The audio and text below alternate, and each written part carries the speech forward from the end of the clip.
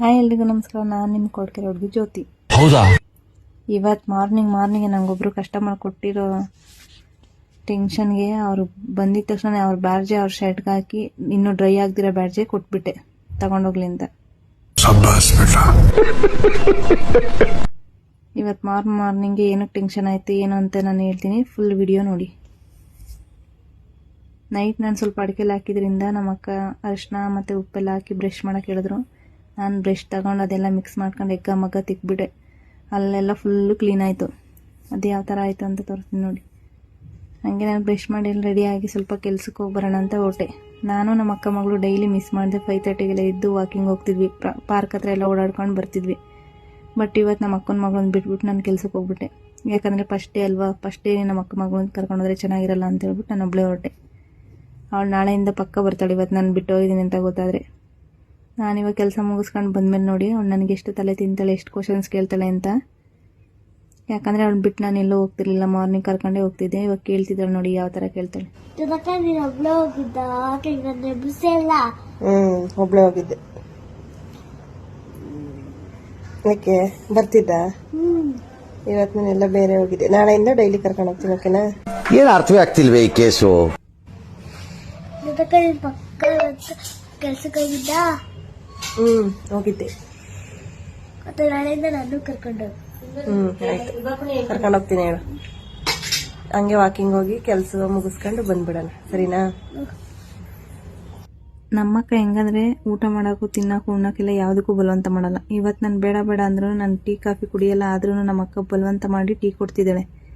ಏನಕ್ಕೆ ಇಷ್ಟು ಬಲವಂತ ಮಾಡಿ ನನಗೆ ಇಷ್ಟು ಪ್ರೀತಿಯಿಂದ ಟೀ ಕೊಡ್ತಿದ್ದಾಳೆ ಅಂದರೆ ಆ ಕಥೆನೇ ಬೇರೆ ಇದೆ. ನೋಡಿ ಏನು ಹೇಳ್ತಾಳೆ ಅಂತ. ಏನದು? ಟೀ ಬೇಡ ನಂಗೆ. ಜಾಸ್ತಿ ತಗೊಳ್ಳಿ, ಕುಡಿ ಸ್ವಲ್ಪ. ಬೇಡ ನಂಗೆ. ಸ್ವಲ್ಪ ಕುಡೀರಿ. ಬೇಡ. ಹೆಚ್ಚಾಗಿರೋದು ನನಗೆ ಕೊಟ್ಟಿದ್ಯಾ? ಜಾಸ್ತಿ ಐತೆ ಅಂದ್ರೆ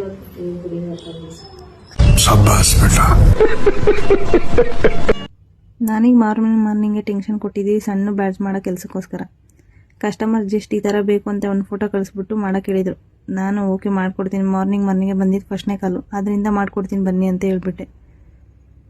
ರೆಡಿ ಮಾಡ್ತೀನಿ, ಇನ್ನು ಅವ್ರು ಯಾವ ಥರ ಹೇಳ್ತಾರೆ ನೋಡಿ.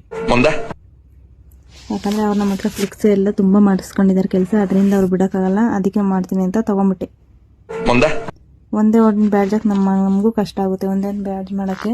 ನಾನು ಮಾರ್ನಿಂಗ್ ಹೋಗಿ ಸ್ವಲ್ಪ ಕೊಟೇಶನ್ ಲೆಕ್ಕ ಆಗ್ತಿದ್ದೆ, ಆವಾಗ ಬಂದು ಬೇಗ ಮಾಡಿಕೊಡಿ ಅಂತ ಕೇಳ್ತಿದ್ರು. ನೋಡಿ ಬ್ಯಾಡ್ಜ್ ಔಟ್ಪುಟ್ ಯಾವ ಬರ್ತಿದೆ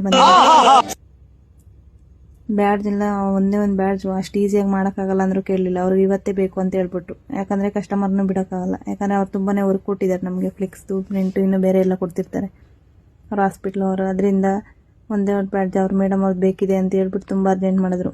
ಈ ತಲ್ಲೂ ಬಿಡೋಕ್ಕಾಗಲ್ಲ ಅಂತೇಳಿ ಬರೋಕ್ಕೆ ಮಧ್ಯಾಹ್ನ ಒಂದೇ ಒಂದು ಚಿಕ್ಕ ಬ್ಯಾಡ್ಜ್ ಮಾಡಿದೆ. ಅದನ್ನೂ ಡ್ರೈ ಕೂಡ ಆಗಿರಲಿಲ್ಲ. ಅಷ್ಟು ಸಲ ಕಾಲ್ ಮಾಡ್ತಿದ್ರು, ಅಷ್ಟು ಸಲ ಬಂದು ಹೋಗ್ತಿದ್ರು ಮಾರ್ನಿಂಗಿಂದ.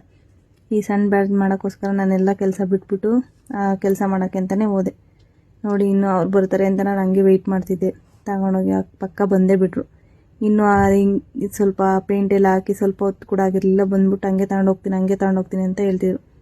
ಒಂದು 10 ಮಿನಿಟ್ಸ್ ವೆಯ್ಟ್ ಮಾಡಿ ಸರ್ ಕೊಡ್ತೀನಿ ಡ್ರೈ ಆದಮೇಲೆ ಅಂದರೂ ಕೇಳಲಿಲ್ಲ. ಅದಕ್ಕೆ ನಾನೊಂದು ಕೆಲಸ ಮಾಡಿದೆ, ನೋಡಿ ಏನು ಮಾಡಿದೆ ಅಂತ ತೋರಿಸ್ತಿದ್ದೀನಿ. ಹಾಗೆ ತಗೊಂಡಿರೋದಂತೂ ಫುಲ್ ಪೇಂಟ್ ಎಲ್ಲ ಹೋಗ್ಬಿಡುತ್ತೆ. ಆದ್ದರಿಂದ ಅವ್ರ ಶರ್ಟ್ಗೆ ಹಾಕ್ಬಿಟ್ಟು ಕಳಿಸ್ಬಿಟ್ಟೆ.